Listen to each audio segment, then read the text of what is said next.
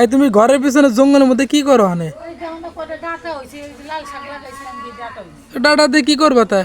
এই ডাটা দিলে চুষ নাই খাবো, বেসন রাখছি তো, এই যে এই যে দিছি, এগুলো এখন রেখে দেবো, এগুলো দিয়ে আবার এই দিছি ফেলাবো, আবার এখন এই দিতে চুষ নাই খাবো, সেজন্য কাটতেছি। এই যে একটা কাটলাম, আর এই যে একটা বড়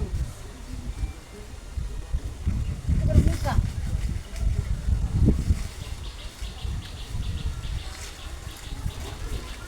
এটাই যথেষ্ট। এই ডাটা দিয়ে রাই দিয়ে চুষনায় খেলে সেই স্বাদ। আর এই যে ডাটা না যত মোটা হবে তত স্বাদ লাগে, মানে ভিতরে মশলা থাকে গিলু। আর এই রেসিপি আপনাদের আমি দেখাবো কীভাবে এই ডাটা দিয়ে চুষনায় খাই রাই বাইতে, পুরো ভিডিওটা আপনাদের দেখাবো।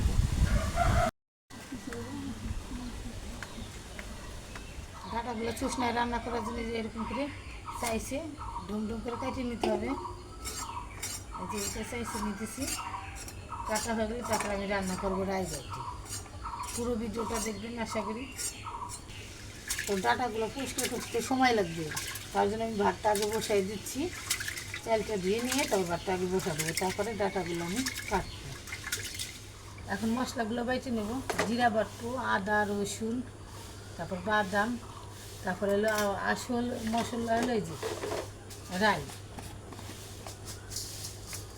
এই রাই ছাড়া কিন্তু খাওয়াই যাবে না চুষনি। এই রাই অবশ্যই বাটা লাগবে আর অবশ্যই দোয়া লাগবে। জিরাগুলো বাইতে নেব।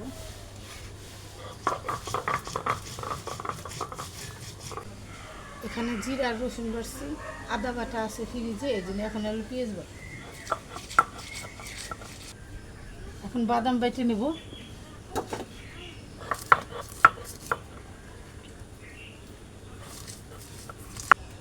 এখন রাই বাইটে নেব। রাইয়ের মধ্যে মানে গরম মশলা দিয়েছি, জিরে,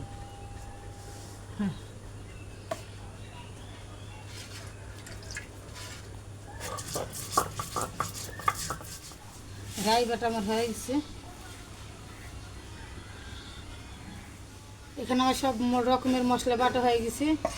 আদা বাটা, যেখানে রসুন বাটা আছে, বাদাম বাটা, পেঁয়াজ বাটা, জিরে বাটা, সব রকমের বাটা। আর এখানে হলো সর্ষে বাটা।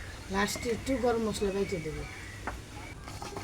এই যে চুষনায় রান্না করার জন্য ডাটাগুলো আমি ভালো করে ধুয়ে নিচ্ছি, যে দেখেন কত সুন্দর করে পরিষ্কার করে নিছি। আর এখানে তো সব কিছু বাটা মশলা রেডি।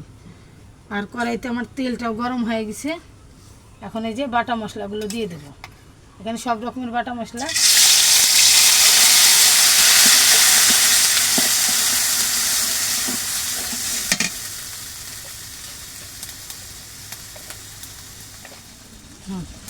এখন চুষনাই রান্নার জন্য মেন মশলাটা দেবো রাই বাটা। এই রাই বাটা ছাড়া কিন্তু চুষনাই ভালো লাগে না, অবশ্যই দিবেন।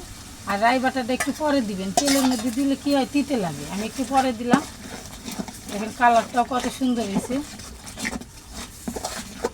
আর একটু কষায় তারপর আমি চুষনাইগুলো দিয়ে দেবো। মশলাটা কষানো হয়ে গেছে, মশলা থেকে দেখেন কত সুন্দর তেল ছেড়ে দিছে। এখন আমি ডাটাগুলো যে দিয়ে দেবো। মোটা যে ডাটাগুলো সেগুলো কাটিয়ে দিছি মাঝখান থেকে, আর চিকনগুলো তো কাটা লাগে না।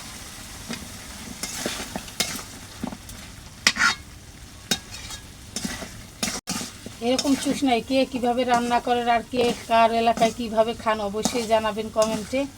আর আমাদের এই রাজবাড়ী জেলাতে এটা খুবই পছন্দ আমাদের। এখন এই যে গরম মশলাটি বাইটে দেবো। আমার কষানো হয়ে গেছে, এখন সামান্য ঝোল দিয়ে দেব, বেশি না সামান্য। আমার চুষনাই রান্নাটা প্রায় শেষ। এখন একটু গরম মশলা দিয়ে আর একটুখানি জাল দেব। এভাবেই আমরা চুষনাইটা রান্না করি। আমার চুষনাইটা হয়ে গেছে, এখন এই গাবলা ঢেলে নেব।